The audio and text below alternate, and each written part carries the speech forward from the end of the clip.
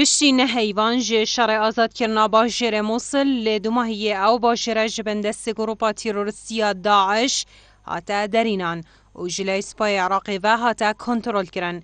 لی دنوکه دا او باجر ویران بویا و خرابیه که گلک به دیاره و چین بیجین با آوه که گشتی موصل ویران بویا چونکی چه پرو نخوشخانه دیده نماینه عوضی دباری ویران بونا پتریا تاخانو حرفینا مالان. پشتی آزاد کرنا موصل آمارن ویرانبوناوی باجری لکنالن راگهاندین هاتنا بالاف کرن. الدیف آژانسن دنگو باسان او باجره با آوه که گشتی 8 ساده ویران بویا. هر واسان پترجه 11,000 مالان حرفینه 63 پرزگه جمزگفت و کنیسان که پتری آوانا دیروکینه جناف چوینه. موصل جلای پشسازی و کارگهان جیوه زیانه که مازنگه هشتیه.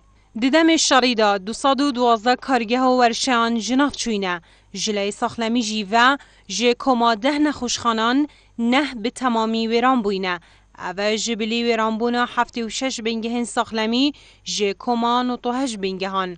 موصل ایک جوان باجرن عراقی کو پترین پر تدابون لینو که ایک پر تدانه مایه و همی هاتینه پخاندن.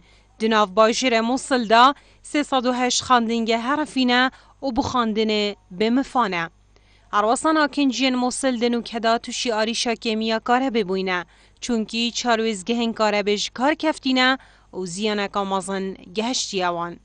آنکو به آوه که گشتی جرخانه آبوری آوی باجری ویران بویه و لیف جدران دوباره آوادن کرناوی باجری بدوی به 100 میلیون دیناران و چندین سالان هیا داکو و کجاران بزفری دوا.